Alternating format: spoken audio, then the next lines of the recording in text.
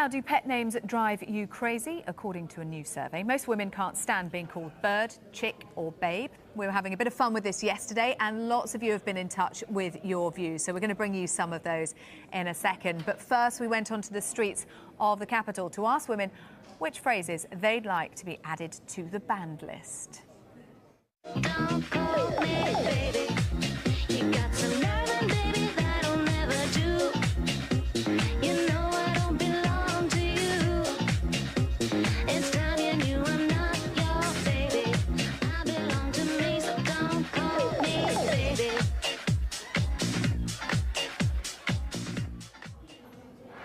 This is a loaded handgun. And what we're going to do now is kill ourselves because this is horrible. Couldn't we just stop philatering? Too late. So are pet names offensive or are we taking them too seriously? Joining me to discuss this are the author Peter Lloyd and comedian Kate Smurthwaite. Kate Smurthwaite, what really winds you up about pet names?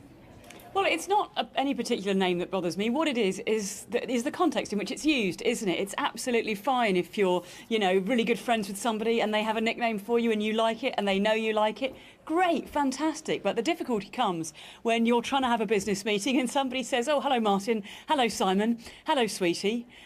And you just can't help thinking, I'm not the one that's getting promotion at this meeting. It's just about kind of being taken seriously. And I know that if somebody said to you, if I came on air and you called me Kathy and I said, oh, actually, I prefer Kate, of course, you'd just call me Kate. You'd call me whatever I asked to be called. And I think it's amazing that we live in a world where we know that women, because our survey shows it and your people you've met on the street show it, women don't like being referred to by these terms generally. So, is it really too much to ask that either don't do it or just ask first? Is it all right if I call you this? Do you mind if I call you this? It's just a bit of a habit of mine, and some women don't mind.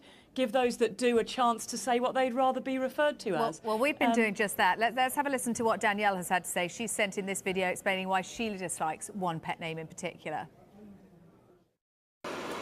As a trans woman, I'm used to being called all kinds of things. Hun, love, dude, but nothing, not even sir, gets under my skin quite like my dear. Deliberate misgendering can be frustrating, but it's rarely from malice, at least not from people who matter. It's usually just a misunderstanding or some confusion. My dear, however, well, that's condescending and demeaning. It's dripping with passive aggression and stinks of self-superiority. Frankly, my dear, don't ever refer to me as your dear. Carla, meanwhile, hates some phrases but loves others.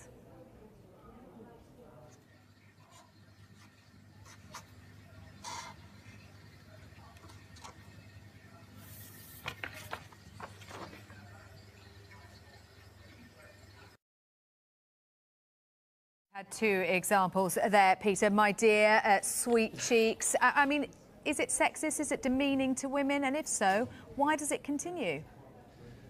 Well, I think it's really sad that the free market and mainstream culture is entertaining this outrage culture, which it seems so pervasive at the moment. I mean, it's already taken over universities, and now it seems to be bleeding into advertising and marketing. I mean, this research was undertaken by Kellogg's. We know for a fact that banning words doesn't work, policing language doesn't work. It didn't work for Sheryl Sandberg when she wanted to ban the word bossy. It's not going to work now, and nor should it. It's Orwellian. It's like something from 1984. People just need to toughen up. You brought up the word bossy there, Peter. I mean, that is often used for little girls, isn't it? And that's a sign of how early this starts. Yeah, but used in many different ways and against boys as well. I mean, I noticed that this research didn't look at all at the language that men don't feel comfortable with, and at no point did it hold any women accountable for the language that they choose to use. So if we're really going to have this debate about whether language has power, and it does, then we need to do it equally. But let's be realistic. Language has power, but it's limited power. Let's bring in Kate Smurthwaite again on that. Should we, to use another phrase that women have said is deeply offensive to them, just man up and let it wash over us, Kate? Well, I think Peter's kind of completely missing the point. Nobody is saying that words need to be banned, and interesting, he says, why are people so outraged? And yet not one of the people you interviewed was screaming or was outraged. They were just saying, this is how I'd rather be addressed. I don't really like this. And I think, I think it's not a particularly shocking thing to say, this is the term I'd prefer. And I think, once people have made it clear what language they prefer, and it's pretty clear from this survey that women would prefer not, especially in the workplace, not to be called babe and sweetie and love and those kind of terms. I think it's just not a big ask to say, hey, well, if you've said, I don't want to be addressed that way, let's just not do it. In the same way that if somebody corrects you that they prefer to be called, Mr. or they prefer to be called Ms. or Mrs. or Miss, just do what they've asked, because that's just polite and civilised. And I don't think anyone is calling for words to be banned. But if I say, oh, actually, my name's not Kathy, it's Kate, and you continue to call me Kathy for days and weeks and months, I just think, well, you're a bit unpleasant, don't I? I think that's really rude. And why would you keep doing that? And in actual fact, why are you doing that when you know it's going to annoy me? So I think it's not a big ask. What amazes me is that there's a pushback. Is people going, well, it's my free speech, and I can say, well, it is your free speech. Say what you like. But by the same token, I think women should be absolutely free to say, I don't like that term, and in fact, I might not answer to it. Well, I agree, Kate. I agree with much of what you're saying, and I think women should absolutely be allowed to kind of, modify the language that's used to describe them if they're not comfortable with that. But that applies to everybody. And because it's such a minor issue, it can just be done with a bit of humour on a case-by-case basis. It doesn't need to be a big issue. But I wonder, Peter Lloyd, some of the phrases that we're talking about could be described as being affectionate or humorous, for example, but there are others when you talk about women being ball breakers and when you talk about ambitious women with negative connotations that aren't necessarily applied to men, that we're talking in a little bit more serious territory here. Well, what I think is very interesting is that frequently it's women who use these terms to describe other women. So are we saying that we should be only policing the language that women use, or is it only a problem when men use it? And if that's the case, then why? Why is it only a problem when men use it? Millie Weaver reporting for Infowars.com. We are here at Bill Clinton's rally in Cincinnati, Ohio. Now, we went and we had RSVP'd in advance on the website for press to be admitted into this event, and the PR people organizing this are not allowing us entrance. They said it doesn't matter that on my phone I can show in my email that we RSVP'd. So let's look at this, if you can see this. Shows we are RSVP'd, and the lady is not allowing us entrance, and she said it's above my pay grade to, credential people on site, and that they were told that they're not allowed to let anybody in that's not on their list that they have of allowed media that's allowed to come and cover Bill Clinton's speech. Do you guys have the RSVP from the HQ? No, we're not producing any press on site. It says we are RSVP'd right here, so are we at least allowed to go in? You're not going in with the camera. We're press. We are credentialed press. You didn't RSVP for this event? We did RSVP. Her opponent is the very embodiment of the old boys club, a walking example of demeaning and patronizing views towards women that we must banish to the dustbins of history. Donald, lift the voices of concerns for progression. This isn't inside the press credentialed area. You cannot be here. Do you see anybody standing here right now? Every individual I encounter. It's on my face. Don't touch my camera. Don't touch my camera. Versus You cannot be on this. by voting in this How about you get out of my You face? can get back there. You can't be here. How about you get out of my Not in your face? face. You are my face. You can't be right here. Well, This you is not join for me. non-credentialed press. This is the credentialed press area Well, over you here, Okay, not you where we're cannot standing. be right here. We're in the audience, sir. No one's standing. No one's standing right here. What about this woman? Yeah, what about her? Okay, we'll go back there. We'll stand right here. Fine. Will you commit to We're making we're You fine. guys want to credential, you can credential. You Knocking on We did we've RSVP'd online, and you guys didn't permit us in. You don't know. I have the email in my email to prove it. Okay. Okay, please. First, find an organizer. They're in the crowd. They have on a little white sticker that says Ohio staff. We need you to come knock doors with us. We need to make sure that every Democrat is voting and voting down That's not for tickets. press. It's for a person. That's the only RSVP available, and it's worked at 4 other events. We do events every single day. So do we. Several of your events.